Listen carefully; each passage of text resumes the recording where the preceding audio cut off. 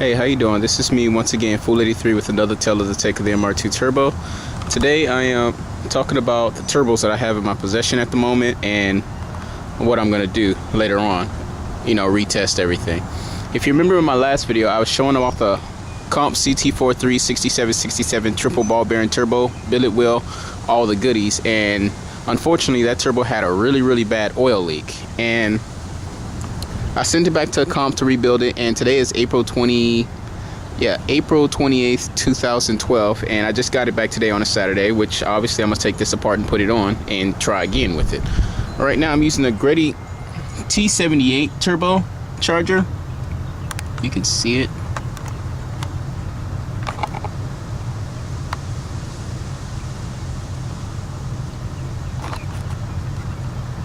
Yeah. Anyway, it's a T7833D. It's running a dash 4 line to the turbo, using the normal Greddy kit as it comes from the factory.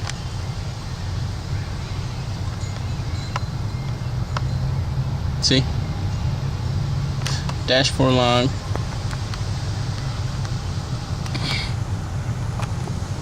Going all the way. Feed return. It's an oil cooled turbo only, no water or anything of that nature. That's what I like about it. Very simple, very basic, and all that stuff. Blah blah blah. Anyway,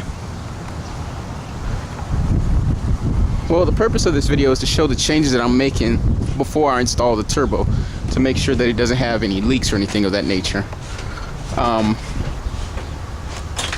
Going into my house, somebody vacuuming, who cares? This is my setup, right? This is my turbo right here. The Comp CT43 6767 triple ball bearing turbo. We close the door so people don't think I'm crazy talking to myself. Well, obviously I'm not going to throw a twin turbo kit on my MR2. If I had a super twin turbo, then this would be my turbo setup, and yeah, I'd be hunting Gallardos down the proper way with two turbos instead of one big one. Big lazy ass turbo, but that ain't the point. Anyway, this right here is my turbo, minus the shiny compressor wheel, which I'm going to change that out. 67mm wheel.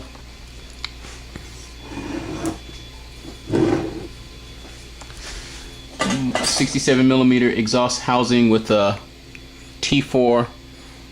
I'm sorry, with a 4-inch V-band outlet.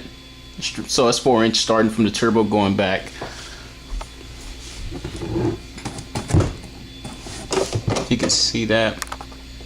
.70 air ratio, blah blah blah. Whatever. And this little buddy right here is the restrictor. Except I already had one, so I decided to use two this time to really restrict the flow, because they said that I might be running too much oil to the turbo and you need a really tiny restrictor to control that. Although, anyway, I'm using two of them instead. Also, one of the changes I'm making to my setup is that, as you can see right here, this is a dash 3 line. I'm not really going to just get rid of the old line. What I'm going to do is just, I got some fittings and all. This fitting right here is going to screw into the end of the line, and it's just going to go from dash 4 to dash 3 line to the turbo with double filtration, as you see. But I decided to make this video just to show the difference between a regular CT43, with the the oil and water cooled version of the turbo versus the oil only turbo or the oilless turbo. The oil only turbo comes with a nice little billet center section versus the regular aluminum center section and all. Although, this right here is pretty baller and all. Looks really nice, I gotta admit. I can't use it for my setup in particular because the thing is that I'm using the Greddy T78 turbo manifold, and with that turbo manifold I have very little space I can play with, as far as putting an oil feed or oil drain setup, which this is my oil drain setup that I came with that actually worked with the car. The way it goes on is like this. You see how very close it is? Just enough space to actually put the line on. And that's the line I came up with in order to work with the turbo. But with this billet turbo, you see I don't have the same. See, like I say, this is my setup. This is the oil drain, so there's no, with the way it is, it would be way too close to it, thus I can't put that on.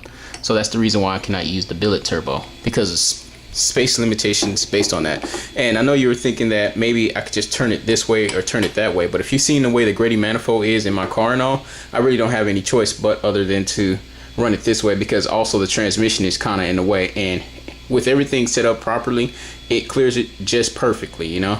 Any other way, any little changes, it won't work, whether I turn it frontwards or backwards, because like I say, also I'm trying to keep the oil drain line as far away from the manifold as possible. Even if you ceramic coat it, it's still gonna get very hot, you know.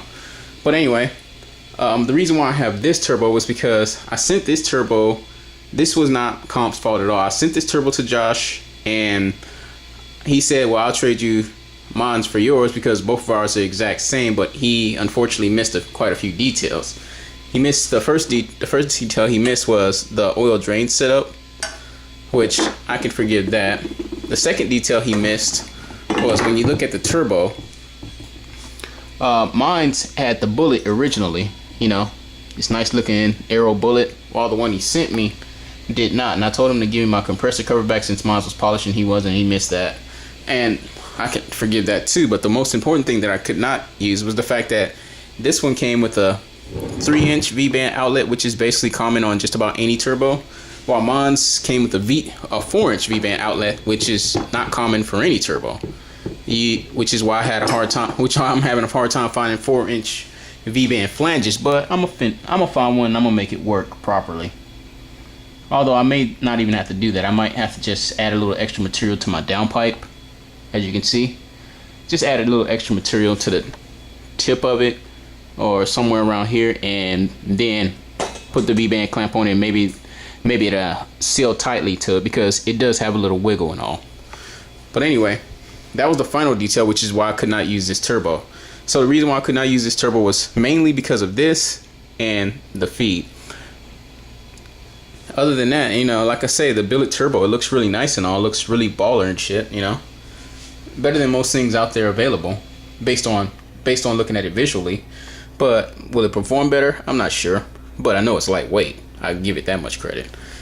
Anyways, yeah, this is the turbo. It's been repaired. I'm just gonna take off that compressor cover and I'm gonna put it on here, and vice versa, and I'm gonna send this turbo back to Josh. And yeah, I wouldn't rip them off or anything like that. That ain't in my nature. I wouldn't want somebody doing that to me, so I wouldn't do it to nobody else. Anyway, the changes I'm making is, I was gonna use just one, but since I had an extra one, I'm gonna use both of these restrictors. Plus, I'm going to a -3 line, right, from a 4 to a 3, to really try to restrict that oil flow as much as I can, because they say that MR2s naturally run higher than normal oil pressure than a lot of cars. Well, not MR2s, but 3S GTE / 2JZ motors run higher than normal oil pressure than most other cars together. So that's the reason. That was one of the main reasons why I had oil shooting from the compressor cover, the compressor cover outlet, the compressor cover inlet, and the exhaust housing outlet. I had oil coming from all three, and barely any coming from the return. So I think that the bearings or something of that nature was bad and they just need to be rebuilt. But if it was because I was pushing too much oil and the turbo only needed so little, then okay, fine, I'll bite that bullet and say that yeah, I was pushing too much oil. Doubt it, but hey, we'll see.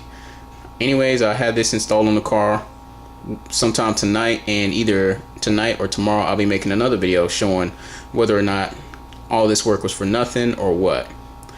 Anyway, yeah. But I gotta admit, Comp fixed the turbo pretty quick and sent it back to me, so that's a plus, and they didn't charge me anything, so that's also a double plus. And hopefully, if it all works out, then you'll see a MR2 turbo running a bit big. Well, not really big in the sense of Supra or V8 big, but big in a 4-cylinder world 67mm turbo.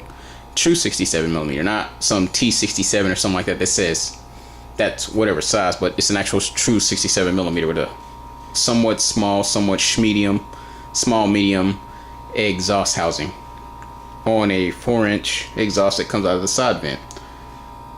And that's my pan evac setup, and that's my wideband O2 sensor setup where the O2 sensor would obviously go. Anyway, yeah, that's it. Wish me luck. From another car guy to another. Full 83 out.